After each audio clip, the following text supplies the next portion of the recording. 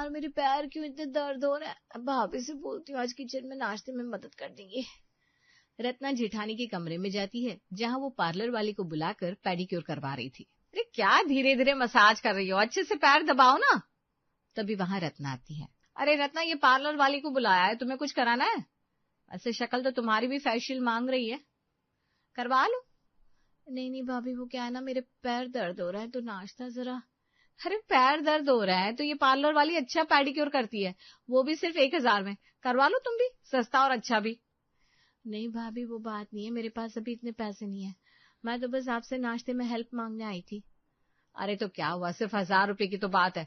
तुम्हारे जेठ जी इतना कमाते हैं ना कि मुझे तो पता ही नहीं चलता पैसे कहाँ जाते हैं। अरे तुम भी करवा लो यार, देखो मेरे पैर कितने सॉफ्ट हो गए हैं। भाभी दरअसल इस महीने का घर का राशन और बिजली का बिल। तभी सास कमरे में आती है। अरे दीदी जी, आप मेरे कमरे में भी आ जाइएगा थोड़ी देर में, मुझे भी पेडिक्योर करवाना है। नीलम बेटा, तुम्हारी वजह से मुझे इतनी अच्छी पार्लर वाली मिल गई। जी मम्मी जी, मैं बोल देती हूँ इसे। वैसे मम्मी जी आप भी फेशियल करवा लीजिए ना, स्किन कितनी ग्लो करेगी। हाँ हाँ क्यों नहीं बेटा। अरे रत्ना, तू यहाँ खड़ी क्या कर रही है, जा जाकर सबके लिए चाय बना, और हाँ दीदी जी के लिए फ्रेश जूस भी निकाल देना फ्रिज से। जी मम्मी जी, पर नाश्ता। अरे हाँ, चाय के साथ मठरी भी ले आना, और सुन प्याज वाली कचौरी बना दे मम्मी जी के लिए, मुझे तो डाइट पे रहना है वरना फिगर खराब हो जाएगी। रत्ना मन महसूस कर रह जाती है। शाम को सब लोग ड्राइंग रूम में बैठे थे। जेठानी नीलम ने अपनी चाय की चुस्की लेते हुए कहा, सुनो जी, मैं कब से सोच रही थी अपना ये घर ना बिल्कुल पुराना हो गया है। देखो ना, मेरी सहेली रेखा ने तो पूरा घर मॉडर्न करवा लिया, इटालियन मार्बल, मॉड्यूलर किचन, क्या बताऊं। हमारा घर तो उसके सामने बिल्कुल गंवारों जैसा लगता है।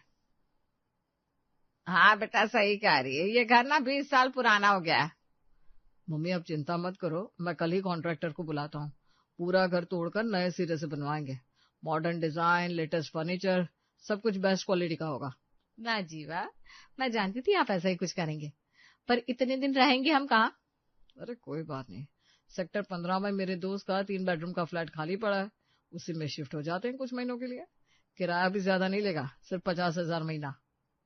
छोटा भाई राजेश चुपचाप बैठा सुनता रहा। रत्ना ने उसकी तरफ देखा तो उसने नजरें झुका ली। पर अरे पर क्या रत्ना, विक्रम इतना सोच रहा है घर के बारे में, तुम्हें तो खुश होना चाहिए कि नया घर मिलेगा। रात को राजेश ने विक्रम को अलग से बुलाया।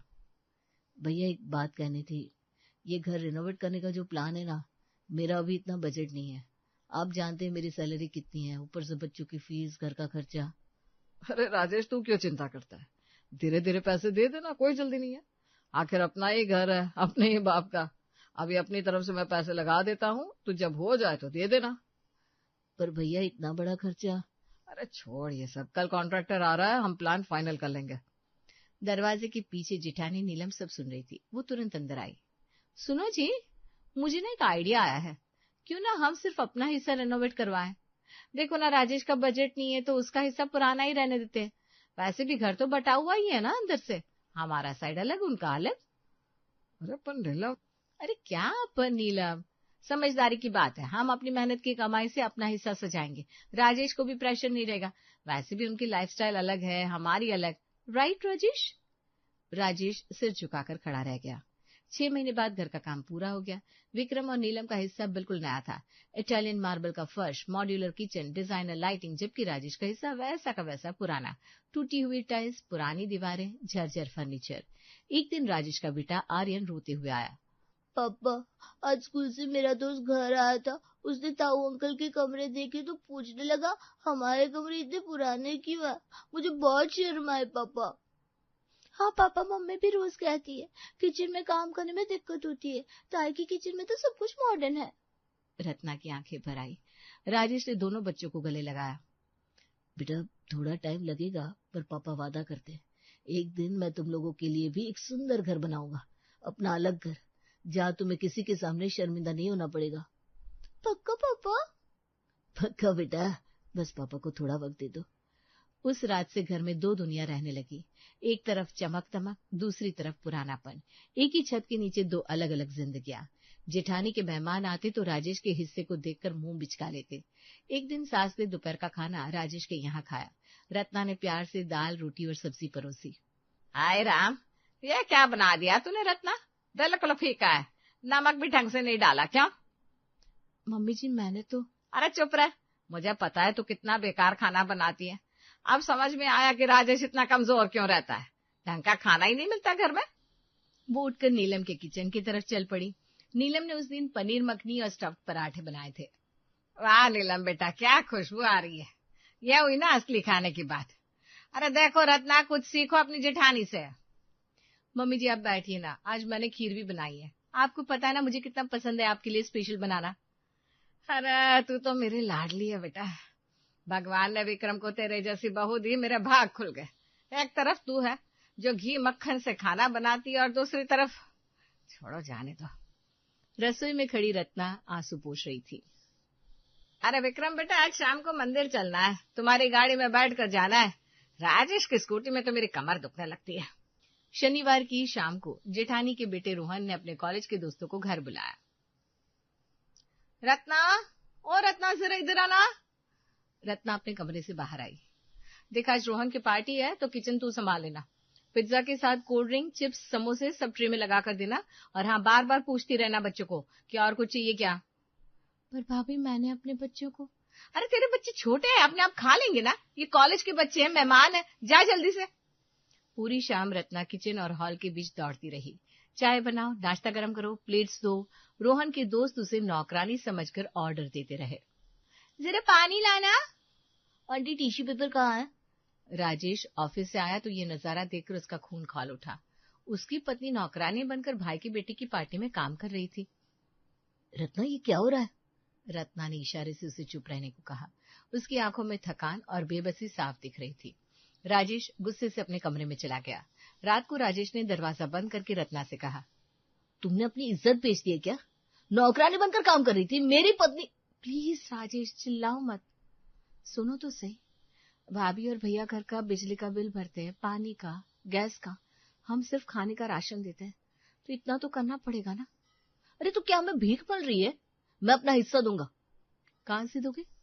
तुम्हारी सैलरी में तो बहुत मुश्किल गुजारा होता है, थोड़ा समझौता करना पड़ता है राजेश। कुछ दिनों के बाद एक शाम विक्रम और नीलम ने राजेश और रत्ना को बुलाया। देखो राजेश, मैं सोच रहा था कि अब रोहन कॉलेज में है और बेटी प्रिया भी बड़ी हो गई है, उन्हें अलग अलग कमरों की जरूरत है। तुम लोगों के तो सिर्फ 2 ही बच्चे जो अभी छोटे हैं। तो रत्ना, हमारे बच्चों को अभी प्राइवेसी चाहिए। रोहन के दोस्त आते हैं, प्रिया की पढ़ाई रहती है, समझ रही हो ना। तो तुम लोग ऊपर छत वाले हिस्से में शिफ्ट हो जाओ, वहां 2 कमरे हैं, तुम्हारे लिए काफी है। पर भैया वो तो अटारी जैसा है, गर्मी में भट्टी बन जाता है वहां, बारिश में छत भी टपकती है। अरे तो क्या हुआ, थोड़ा रिपेयर करवा लेंगे, पंखा लगवा देंगे। देखो राजेश, मैं अपने बच्चों का भविष्य सोच रहा हूँ। और वैसे भी रत्ना, तुम तो वैसे भी पूरा दिन नीचे ही रहती हो किचन में, तुम्हें क्या फर्क पड़ेगा, रात को सोने ही तो जाना है ऊपर। सास भी बोल पड़ी। हाँ राजेश, विक्रम सही कह रहा है, बड़े बच्चों को जगह चाहिए, तुम्हारे तो अभी छोटे हैं, एडजस्ट कर लेंगे। रत्ना ने राजेश का हाथ पकड़ा। उसकी आंखों में गुस्सा और बेबसी दोनों थी। मुझे सोचने का वक्त चाहिए। सोचने में क्या है, अगले हफ्ते हो जाओ शिफ्ट। अगले हफ्ते राजेश का परिवार ऊपर शिफ्ट हो गया।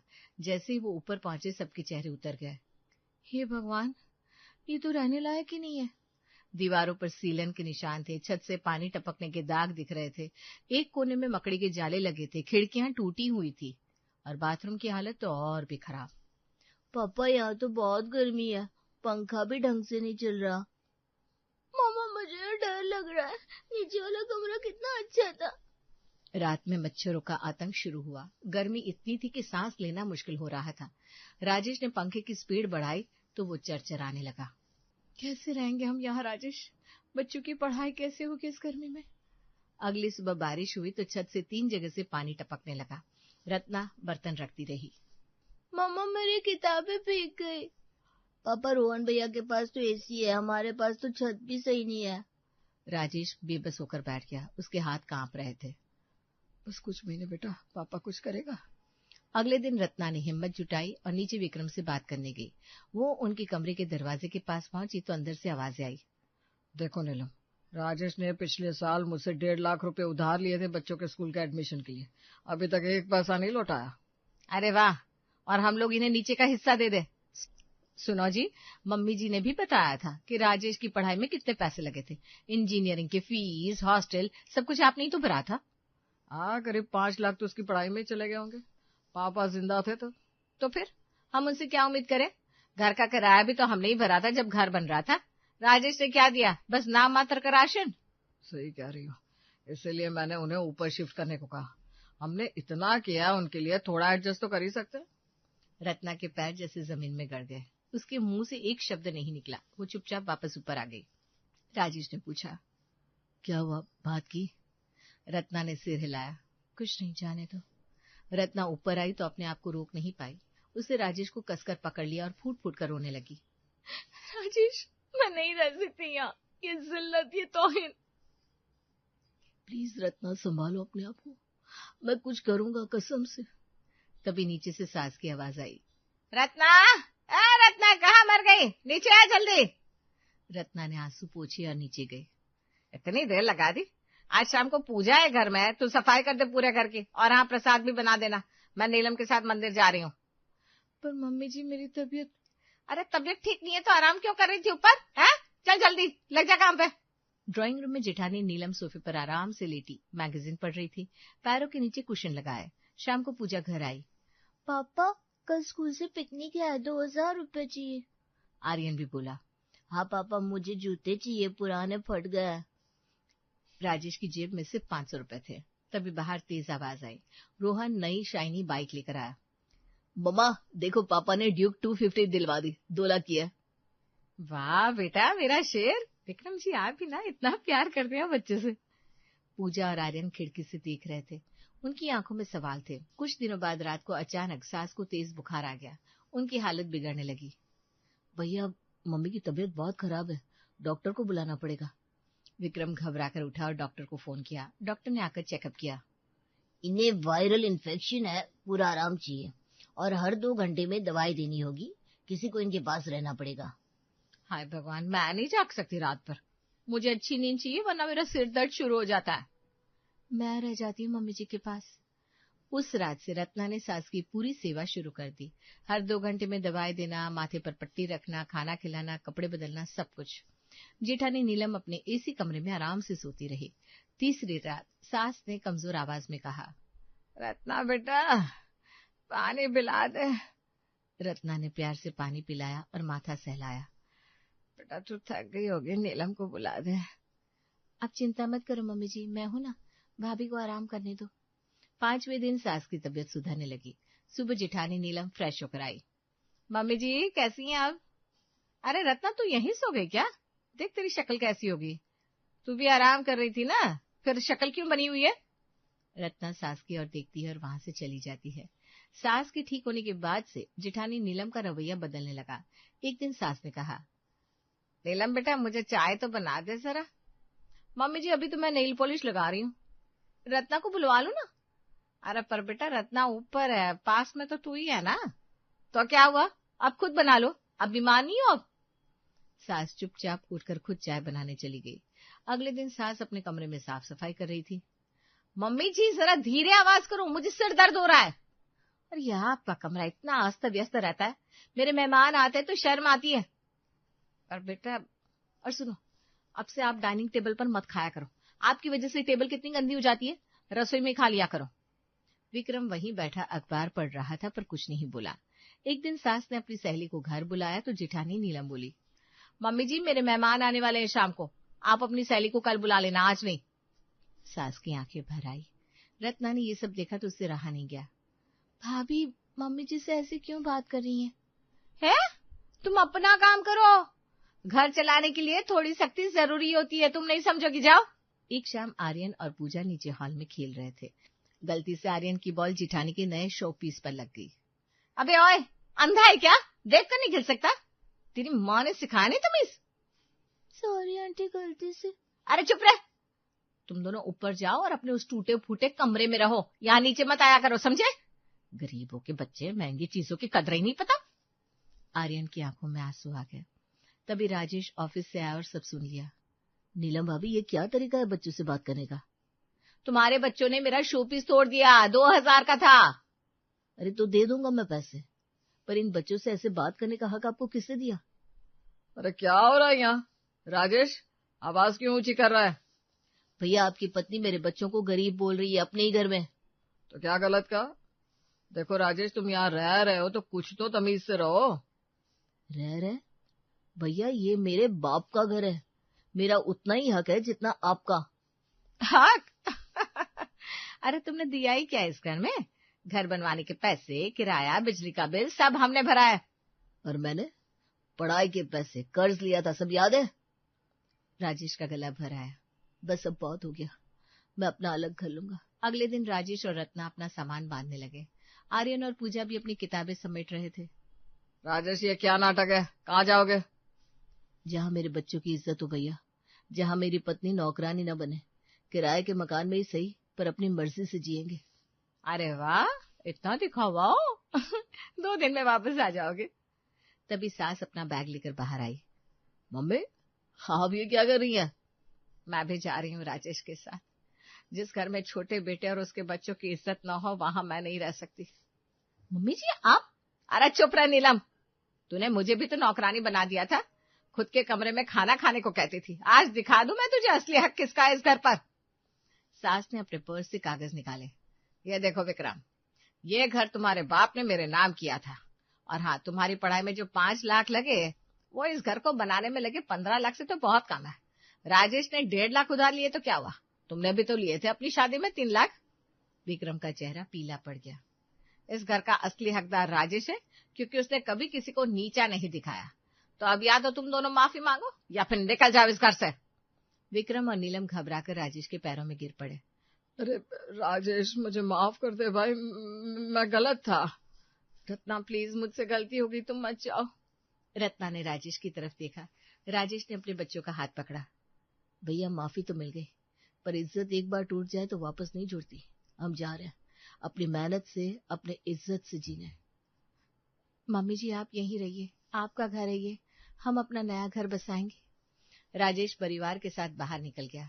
पीछे मुड़कर भी नहीं देखा। उसकी आंखों में आंसू नहीं, हिम्मत थी। रत्ना ने उसका हाथ कसकर पकड़ा। पापा, हम कहाँ जाएंगे? बेटा, जहाँ हमारी अपनी इज्जत हो, भले घर छोटा हो पर अपना हो। विक्रम और नीलम दरवाजे पर खड़े देखते रह गए। सास ने अंदर जाकर दरवाजा बंद कर लिया।